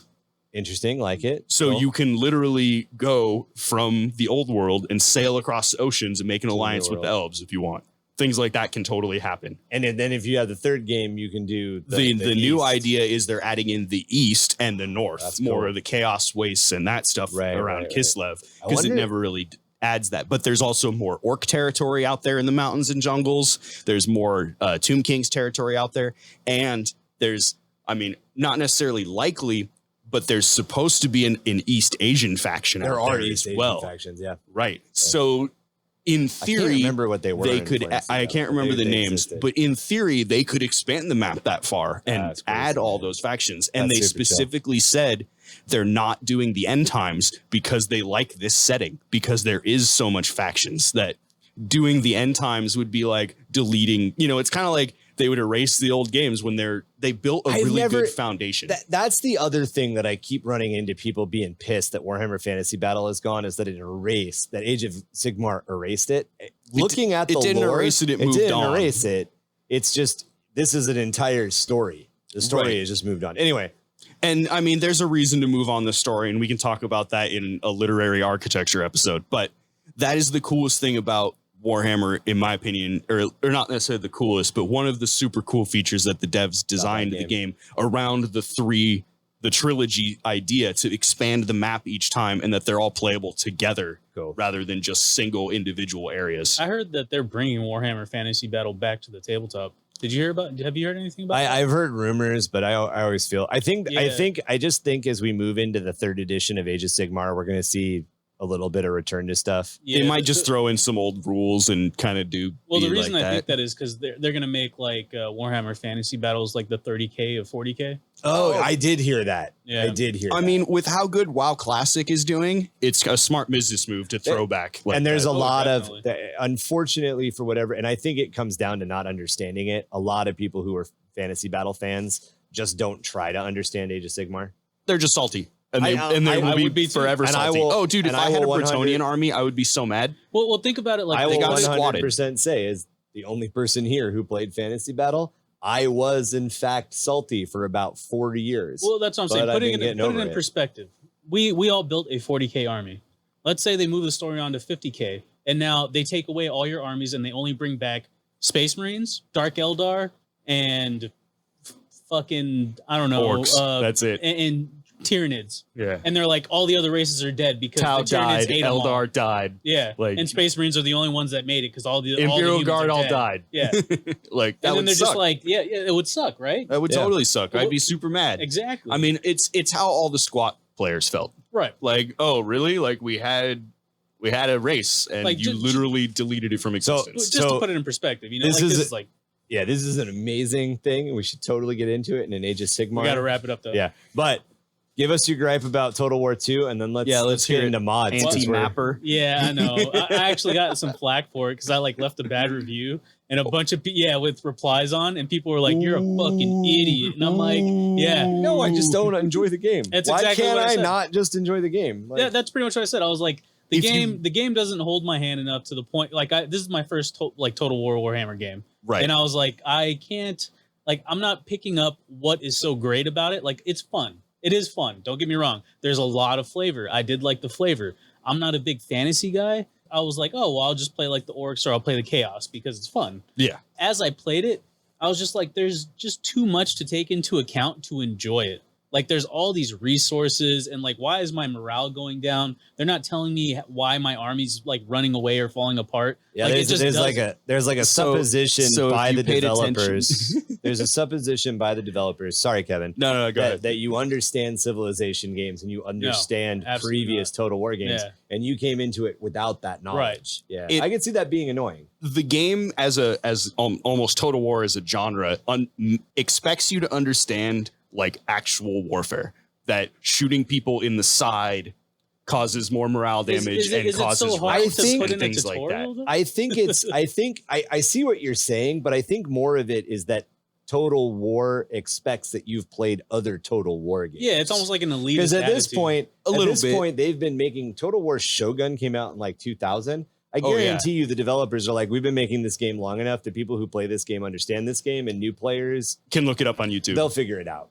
Yeah, the thing that gets me is like I'll give you the tutorial in the battle is like, okay, you don't need to explain it to me 3 units because I'm not going to play it. I fucking you don't try to get me to play it. No, I'm just saying. I'm agreeing. Like, the little tutorial that it starts you with, it's like, here's 4 squads. He said underwater pirates, brother. Two squads, and it sets it up really easy for you to win, right? And then it dumps you into the world, and you're like, oh, what do I do with all this gold that I started with? Oh, here, let me spend it on units. Oh shit, I don't have an economy anymore. Like, yeah, that's the thing I hate about that game is economy. There's too many resource management. Playing Rome Total War because I played that for a little bit. The whole economy aspect, I'm like, could I just leave that part out? Right. Like, I don't want to play that part. War. Yeah, I just want to play you war. You can toggle on an AI to do all that shit for you. Yeah, I know. Really? In Total War Warhammer? There'll be a future game. Oh. Yep. Maybe that might do it because that was another gripe. That the economy part. All I ever did was quick battle. I got a future prediction. Total War Warhammer 40k. Age of Ultramar or Fiefdom of Ultramar. It'll just be Total War Rome reskinned with Ultramarines. No goodie. All right, guys. I would one last thing. I would like a Total War Warhammer 40k. That I think it'll happen. I don't think it's gonna happen. I don't but think it would would be work. fucking amazing. I don't think it would translate. I think they're working. It depends on how they scale it. I think Right. they're working on an RTS. That's something that will replace Dawn of War now, because I've seen rumblings about it, but I don't know. You know, I'm guessing. I'm guessing based on some game reviews and rumblings and teases. Anyway, what I really want to talk about now number 1 is you guys had some mods that you're super stoked on, and we are running a little over. All right, we can chop some out. Yeah, let's talk about some mods. Let's talk about them up now. Let's do top 3. Just because we're Top running 3 games. No, top 3 mods. Yeah. Top Give 3 us mods your top 3 mods, because we're running low on time, and we can probably do a whole episode on mods. Yeah. Honestly, Ultimate Apocalypse. That's for Dawn of War. Dawn of War, Ultimate Apocalypse. So what is Ultimate? Ultimate Apocalypse? Give me the elevator pitch for what Ultimate Apocalypse does. Kevin would know better than me. All right, Dawn of War. Cool. Put it in the microwave. Now it's like popcorn. Boom. Now you've got all these extra factions, races, and mechanics. Okay, Done. with And you can big play- ass popcorn. Fucking Yeah, but like you it can grew play like an popcorn. apocalypse. You can play like an apocalypse. Apocalypse. Game with Oh, your yeah, you friends. can, like, Titans. all sorts. Like I had 3 Bane Blades. Dude, it was that's ridiculous. awesome. Shadow The maps are bigger. It lets you zoom out farther. It adds in new units like Imperial Guard now has Give me- infantry and conscripts. Has Death Riders. Yeah, a bunch of good stuff. It just makes the game bigger. Give me an average runtime of a map. we played in what, like 40 minutes? 40 minutes. Yeah. Yeah. That's not You bad. play a skirmish in 40. The issue is stability. We crashed a couple times. I believe that was the maps themselves. You Either have way. to find good Either maps. way, Yeah. way, it's a little buggy on the Yeah. stability. But it's a mod, and when Yeah. you get into mods, you understand that there's a free mod. sometimes. Yeah, well, shit yeah, happens. Yeah, that shit happens. Like mods don't always work. Yep. Yeah. So I would say definitely that one. Yeah, that's probably number 1. I really like the Arma 3 mod. Number 2, there is only war. TIOW. It's on Steam. I know that would Workshop. probably be my number 1. Is that what the Arma mod is Is that called? the Yeah, Arma yeah. 3 mod? It's Arma 3 Well, mod. it doesn't. When we say top 3, don't necessarily worry That's about true. ranking. Yeah, they're not I ranked. guess. Talk about Okay, it. yeah. Arma Okay, so what 3 does this do? So How does this basically, work? Arma 3 is a first-person shooter, but it's also like #simulator. Simulator. #simulator. It's a very mil sim, Yeah, it's very detail extensive. focused, extensive level of detail. Tom Clancy games kind of fell off in the recent, but go back to the old school, like first Rainbow Six level of detail and like, all that stuff. And it's that, but big worlds, combined arms. Yeah, warfare, so it's all basically that what stuff. it's what you want Call of Duty to really be. Okay. It's a big version of like a first-person shooter where you. Is it Or like- I'm like saying actually it's more like 64 I was gonna it's say more like a big Battlefield. version of Battlefield. Yeah, I was gonna say It's like Battlefield. it's it's a lot- airsofting the video game. yeah, it's a lot like a big version of a Battlefield where you can drive tanks, you can More drive realistic vehicles, version. more But realistic. Yeah. It's very lots realistic. of players. Lots and lots Yeah, of as many as you large want. teams. Yeah, you can set, go 120 players. Like it's ridiculous. So you how can does- set things up as you want. So this mod, Yeah. it that's right. basically Total turns conversion. that. You talk all the time, Kevin. Let me talk. So basically, I'm like, I haven't said shit this whole podcast. You all shut right? up and listen. This is I'm my like, you- episode. yeah. I'm like, I don't give a shit. All right, you can give me 5 seconds. You get spooky time. So basically, it takes us. It turns it into Warhammer 40k. So Okay. as an infantryman, you could be a guardsman. It's not the best as far as like full aesthetics because like the orcs just, as Mark said, like the orcs just like look like dudes with green faces. and big heads. And big heads. I was like, why is that guardsman's head? so Yeah, big? yeah, And so- why is it green? Yeah, but like as far as like Trader Guard and like Chaos and like Space Marines in this game are like amazing. They're OP. You're like super Of course fast. they are. Of You're course like, they are. Because it's a mod, right? Yeah. So some fanboy made the Space Marine. No, they're killable. You can kill them with las guns. It just takes like 100 shots. yeah, some they're really fanboy made- they're not indestructible. And they can kill But- themselves. They are so fast. Like They it's like- sprint Like like Yeah. the Stardies. yeah, when they sprint, you're like, oh my god. Yeah, you're it is just like you're a Stardew. running past a tank. You're like, see ya, bitch. Like That makes me think of like the old Doom. And this wasn't because the model was so fast. It's just the way the weapon mechanics work, where you fire the rocket. Oh, and you like can chase run sounds? past Yeah. the rocket. Oh yeah, You when can the get in front strafe of it jump. and let it yeah, kill you. Anyway, so it's basically that, and the coolest thing about it is that with Arma, you can have basically a GM, right? They have this thing called like Zeus, where a person runs the game. So Okay. people playing it first person, and then you have a dude who literally like programs AIs. He could put down enemies. Like a GM or a dungeon. so I Like could a GM, yeah. sit in the sky and just be like, here, more orcs, motherfuckers. yeah, exactly. So- Like, it's a lot of fun for that reason. You know how when they do the simulation stuff for the military, when they do their little like milsim digital stuff, No? Ryan, No. they were Okay. barely getting into. Okay, you know what I'm talking No, about. well, they were Virtual barely battle space. They were what barely it's getting called. into it. When I was in. Okay. So the big thing, it's that they were virtual messing, battle and it was space. Marines, so we got like the leftovers. Well, yeah, big- it's the big same thing. The big thing they were fucking with the last time I had any involvement with it was the game that became America's Army, the first person. Oh Right. yeah, I remember that. And Arma is very much the same as that. So it's we never got but it keeps the functionality of letting somebody fuck with the guys playing it as Zeus. I got So Yeah, you that's know cool. when the guy was doing virtual battle space and all the people had to fuck around, Yeah. and there was always whatever LT just fucking with them. And if you guys ever heard of- fight a tank now. Yeah, huh? Have you guys ever heard of a game called Dwarf Fortress where it gives you a bunch of data in ASCII and there is no graphics? I have That's- actually. That's literally what I remember. Anyway, So no, the only thing I had were or the only digital or virtual thing they had no, was no graphics. was a range. uh, You get like a little airsoft. Oh, yeah, like yeah, that one. M16, and you get like a projector and a bunch of screen. shit Oh, pops I up. remember that. Yeah, I remember that was like the highest tech. Yeah, they were air Yeah, guns. yeah, They were exactly, clack, yeah. clack, clack, every time Yeah. you shot. Yep, Yep. exactly. There you go. All right, Anyways. so hit me with your third. I got two. Well, hold Hit up, me we with your can- third mod. There's a little more He's about not done this. with it. All right, So I'm it's got the- warning you right now, man. Start wrapping it up. You There's- get to your third, or you ain't gonna get a third. Getting to there's sub mods that expand on this. Okay. So there's mods that add in. It's not really a Tyranid mod, but it's used as a Tyranid mod by the community to add Starship Troopers bugs to the Oh, game. hell yeah. Yeah. So you can do, interesting stuff with that. Yeah. Even a Okay, Starship but this Troopers mod. this isn't. Yeah, or but you this can play isn't a podcast about Starship We can make Trooper it one, video though. games. No, but can make it the one. bug menace is the bug menace. I'm willing. Yeah, the main thing is that there are mods for Arma that make it Warhammer 40k, and those are And but you there's can- mods and there's for multiple Arma that of can them. do like zombies. There's mods yes, for Arma. that yes. can Right. Do, So that's cool. you can stack them together to get the right Troopers, flavor troopers. that you're looking for. Is there not Tyranids in the no, Warhammer? not No. in Hey, Arma. mod mods. community, get on that. Yeah, that Starship that's- Troopers mod and make it into at some Tyranids, point, brothers. At some point, I'm sure somebody will. They have Brood Brothers. Oh, Yeah. The coolest okay, thing is they okay. have Warhounds and Yeah, it goes up to Stompas. Titans. They have Yeah. Stompas. Yeah. The Yeah, Stompa somebody- fires a suicide rocket that somebody has to drive. Somebody It's hilarious. somebody sent me a video earlier today of somebody rampaging with a dreadnought and just yeeting people. It was pretty Yeah, funny. yeah. the Oh, you're Contender literally just Dreadnought. picking up That's and the throwing newest. That's the people. newest mod that they Oh, got yeah? for it. Yeah, Yeah, that's That's pretty awesome. funny. where they've actually started adding melee into it. Yeah, Like, because cool. Melee got added recently. Somebody modded in bayonets. Oh, that's and dope. so it's kind of a cool community effort that's Yeah, evolving as it goes. man. Yeah. Yeah. Chain It's swords. really cool. And then there's other things like I have another one, Dynamic Recon Ops, that takes like the Zeus aspect, but puts it in the AI's hand and it pre-generates a series of objectives for you to play through. That's so that somebody interesting. doesn't actually have to sit around and just goes on babysit it. So if It anybody's just goes off. if and anybody's it's really listening, fun. if anybody's listening to this episode, and we say it all the time, but join our Discord because Kevin and I are actually wanting to run a game like and this. we will play this, and Yeah. we need cannon fodder. They need people to play next with them. next one, Kevin. All right, next Yeah, what's one. your last mod? I don't even know. I don't know. any I mean, mods. one of the really good ones that I've seen. I mean, that's basically the ones that I play. I play those two, Right. but there is more.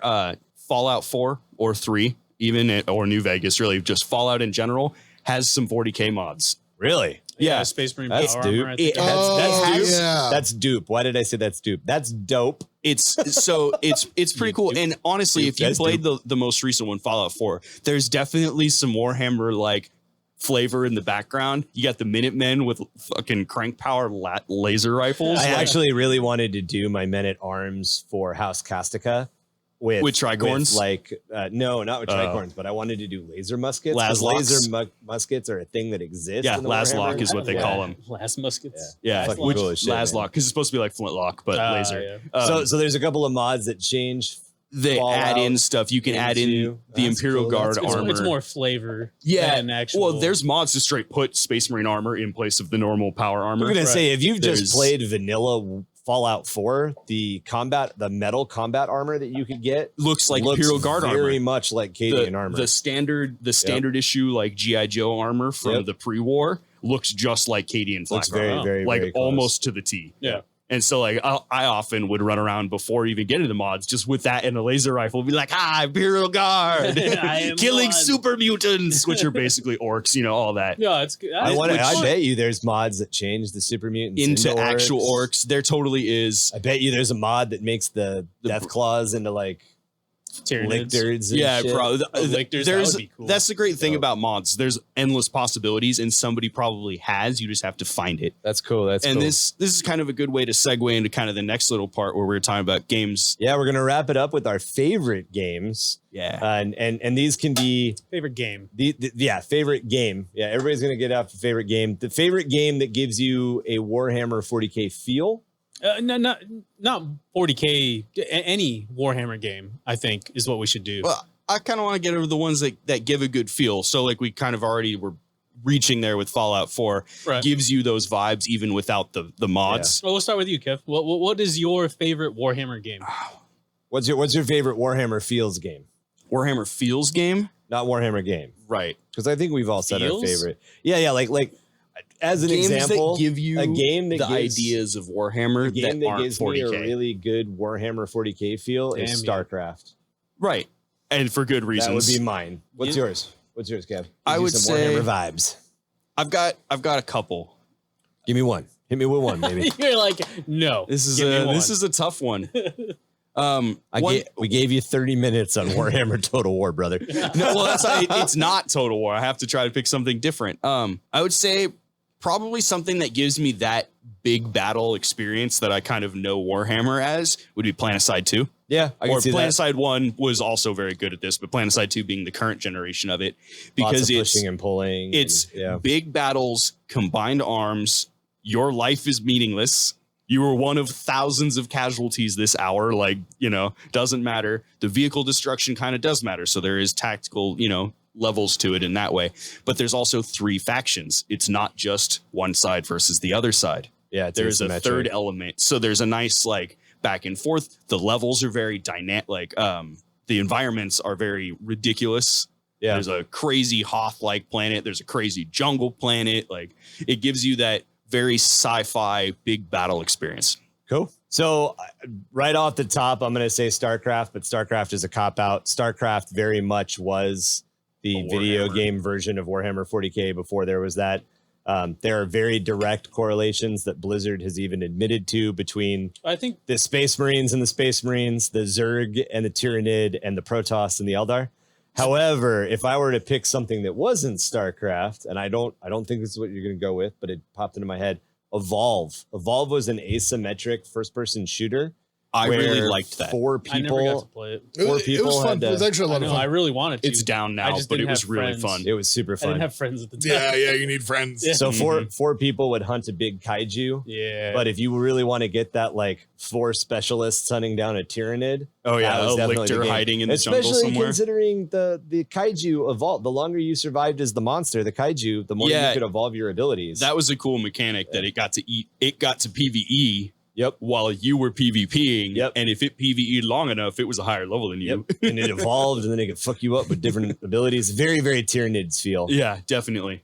So what I was going to say was, I believe it might have just been a rumor, but the whole StarCraft thing, that GW actually hired them to do it and then Pulled it. And then they were like, well, we have a game. We're just going to release it anyway. That's what I heard. I don't know. That could have just been a rumor. So There's a lot of rumors surrounding Blizzard it. Yeah. came forward at one point, and as far this is StarCraft 1 territory for Yeah. folks listening. This is not Right. StarCraft 2 territory, and said very clearly that Space It was Marines just were a rip. based on Space Marines from Warhammer 40k, the Space Marines from the Aliens franchise, and the generic. I mean, idea of Space Marine is a Marines. generic name. Right. Yeah. One The thing that I Starship had heard. Troopers idea. Right. Yeah, one thing I had heard, and I had remembered reading it. Somebody said it was somebody had said it in an interview or something. Was that they wanted to make a 40k game? Oh, They and GW started just didn't making a pick 'em up. 40k game, Gotcha. and then GW was like, "Nah, we good," and I've they're heard like, that "Well, we too. still have a game." Right. Yeah. I've heard that too. So I- it's I similar think- to what you were saying, where I think basically more- it didn't pan out, and they did it anyways. I think we've got a lot of internet sleuths now that are kind of going back and trying to rebuild the story, and there might be a lot of bias in that. Oh, definitely. My opinions or the facts that I was sharing came out of the book that Blizzard released before the internet. Yeah, was they're liars too. kind of what it was. But yeah, I mean, it's a company. The company's going to protect themselves. Oh yeah, they'll save face. Yeah, Either way, what's your- StarCraft was great. Yes. Yeah. Doesn't matter. if, for those of you who don't know, the major difference between StarCraft Space Marines and Space Marines is all StarCraft Space Marines are fucking convicts. that are locked into their power armor, given guns, Was it and all sent of at the them? enemy. I don't think it's all. I don't think it was all of them. I think they just it had was just penal by- regions. It was just No. Tycho, or not, By- not Tycho. No. Typhus. or By whatever. by StarCraft 2, the storyline has advanced far enough that they've Rainer's run out of normal. Raiders is a thing that exists. The original StarCraft, they were all fucking convicts. Oh, Yep. I didn't realize they were all convicts. But We they're could- all normal we could do- humans. we is could the do- part I just thought he that got We matters. could do an and he entire. was- We could Yeah. launch an entire side podcast and We- just talk we about will do that. StarCraft lore. We'll StarCraft do that. has really deep lore, It has and very all of the deep lore. Blizzard We'll IPs actually I know they nothing do about a it. really great job with the You ever lore. play StarCraft? Nope. Warcraft has great lore. StarCraft has great lore. Diablo even has Never great played lore. any of those. Wow. So what's your Warhammer Feels game? So it kind of took me a little bit to think about it, and I'm still not 100% sold on it, but I did enjoy the shit out of the game, and it gave me the Warhammer 40k kind of itch.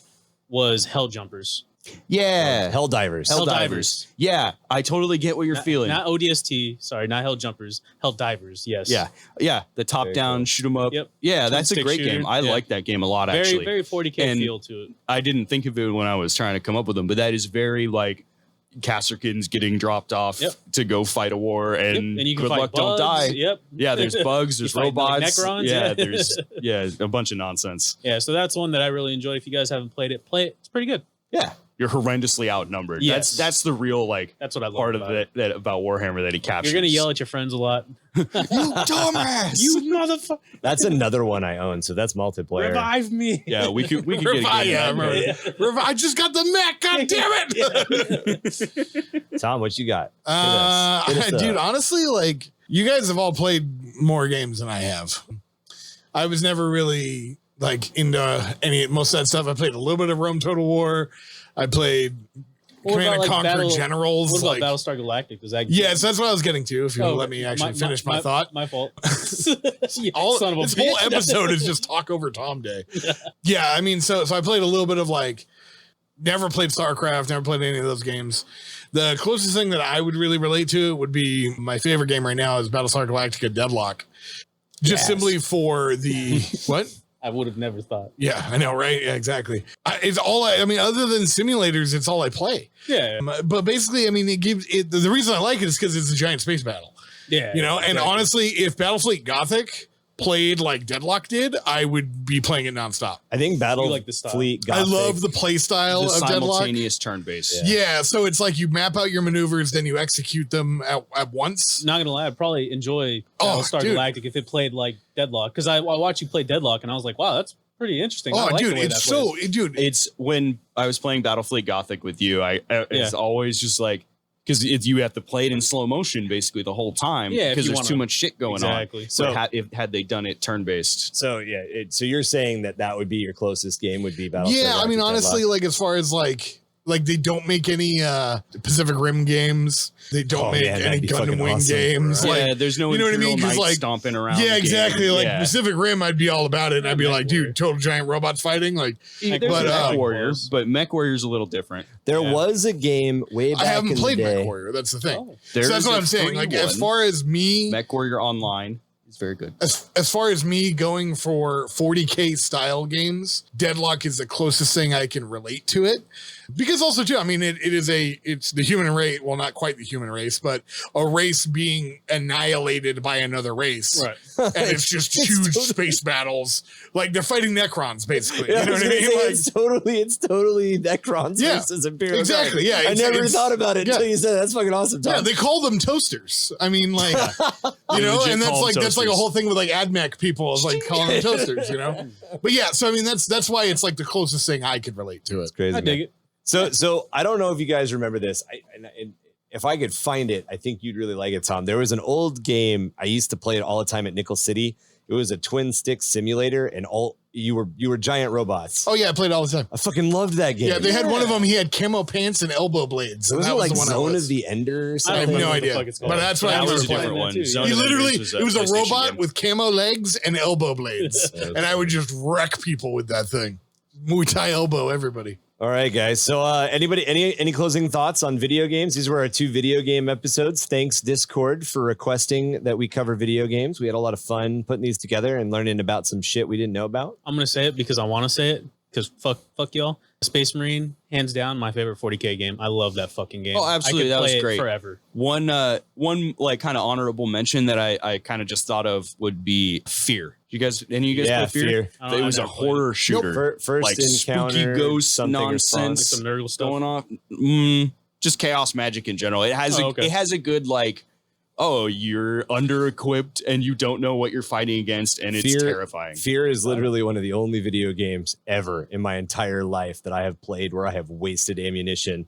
So you're Just playing, shooting it like a bucket or something. yeah, like a bucket gets flung off of a shelf across a room. Yeah, Shoot it because it like poltergeist fucks with you. It'll shit. like throw furniture like, and oh, stuff across the room. That's how fast But I it's can just shoot to mess with 19 you, and then single you- shot you know, rounds. That's the one with the creepy grudge girl. Yeah. I remember Almost. hearing about it. There's this. I never really played First a lot of them encounter, because it scared the assault, shit recon out of me. is what it was. First Yeah. encounter and assault read. That's And it. so it's very much like Inquisition kill team kind of going in trying to figure out what's They had going a- on. That's dope. They had a really funny machinima that was based on Fear called Panics, which was fucking hysterical. I bet.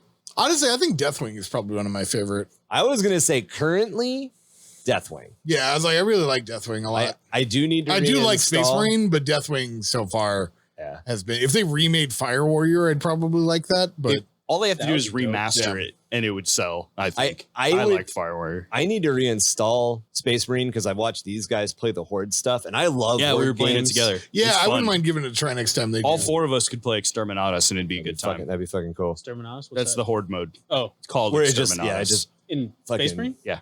Oh, yeah. I really think the mod that should Or be made Dawn mod of War community. 2's Exterminatus. 100% mod community. The mod that you should make right now is you should make a Warhammer 40k mod for Grand Theft Auto 5 because I think that That'd would be be cool. dope. But who would you play as? I would say I don't think it matters, dude. It'd just be dope. I would say you mod Far Cry before you mod. Yeah, GTA probably. 5. Yeah, that's a good. Like Far Cry 5. Yeah, like Yeah. a Far, Yeah. yeah, like that would be way better. All right, guys. So that should wrap us up for video games, at least for now. We've got a bunch of video games that are coming out soon that we're definitely looking forward to. Games that are on the horizon. Honorable mention to Dark Tide. Just looks fucking dope. Oh, Super man. stoked. We're gonna stream the fuck out of that Oh, game no, when it comes absolutely. out. I'm going to take a day off work. Yeah, Yep. in fact, I think we all should. Yeah. So as you guys probably picked up a little bit, we definitely like the idea of the Hive, and Dark Tide takes place in a Hive. We have a dirty Hive Hive. project through our podcast here. You can join us on Discord and help us plan out some of the backstory and lore of the Ismouth Hive. That's the radio And we station. had a sister hive called the Deer Tay Hive. Deer Tay Hive? Yeah. I don't get it. Dirty Hive. Dirty Hive. The Joe Dirt. Hey, Deer Tay you Hive. just convinced me to do the Amity Hive. So Oh, I like that. that's too. right. We're gonna get Amity Hive and into Deer Tay Hive. we're starting to add some other hives on this Hive world and some other stuff. But yeah, Discord is definitely one of the great ways to get in contact with us. It's literally probably where all of us are at all times during the day. At And least like I one. said earlier in this podcast, please do join, especially if you're into video gaming too, because we want to, like I said, Kevin and I want to do more co-op games with 40K. So we want to do Arma. We even want to get into like Space Engineers or some other things like that. Yeah, we play all kinds of games. Yeah, I mean 40K and not 40K, but or Deathwing, things like that. But definitely join our Discord, please. Please. So what the other things that you can get a hold of us through Discord. If you want to get a hold of us the old fashioned way, let us know what we left out. Let us know what your favorite game is. You can drop us an email at underthehiveofmadness@gmail.com or jimdarkgaming@gmail.com. Feel free to shoot us questions or even share your stories in the gaming world or your lore in the Warhammer 40K world. We definitely want to see all that stuff. And we are definitely getting ready to start developing some lore on the podcast, as well as dropping you guys some more lore. And we definitely want to see yours as well. That's a really Speaking long of way Lord to- Voldemort, if you're listening, respond to my email, will you please? Yeah, man, we got that red squid. So if you like the Gives you podcast, gives you teeth. If you like the podcast and you want to help us out, please follow us on Spotify or like and review wherever you can. Apple Podcasts is a good place to review us. Also, just word of mouth to your friends. We're getting desperate. We're Those getting real social media, desperate. those social media shares definitely help us out. But like one of the ways that a lot of these communities grow, we are a gaming community, is just tell a buddy about it. Even if Works they for don't us. even like Bear, dude, tell your mom, dude. She knows what's up. All right. Even if your Sorry? friend doesn't play Warhammer 40K, Yeah, be a bad this friend. is the gateway. Yeah, be a bad friend. Be a bad friend. You just be like, hey, you want to Unattended listen to these children. guys talk shit about each other? Listen to it. Oh, surprise! It's 40k. Gotcha. Yes, you gotcha. Unattended listeners will be given a Red Bull and taught to play Warhammer 40k. We also have a Patreon, which you can find at patreon.com/underthehive of madness. And we would like to welcome our newest four-armed rat, Tim P. Thank you very much for joining the four-armed rats. We have some other stuff coming forward for you guys as far as how you can join our independent gangs and some other information. If you're interested in following all that stuff, getting more information on those, and possibly even some rules, art, some extras like that, join us on Patreon. We also engage with some different polls and just some future of where we're taking the podcast in general. Looking for us on social media, we have a link tree, which is set up at linktree/underthehive. As always, I have put the spellings and the links for all of this down in our show notes, so check it out. And if they're not working, just yell at me and I'll yell at Ryan. That does seem to be how it works. Yeah. Make sure to check out Ricketts Grav Boards for all your grav skids, sleds, and board needs. His crew has some of the slickest rides for all you glory hounds, speed freaks, and splatter maniacs. Ricketts is also sponsoring the next Grav Board races, so if you want to climb into the upper hive and ride the skin all the way down to the waists and possibly survive or possibly end up as a red streak, check it out. Get your sponsorships in. This has been all your favorite ratones here at 665.66 ChemRat Radio, your shining beacon in the long, cold dark of this underhive existence. Hold your main squeeze extra tight tonight, even if it just happens to be an industrial chain axe. And remember, 3 pairs to the four-armed emperor and a triangle will lock down that extra luck all next quarter. Signing off.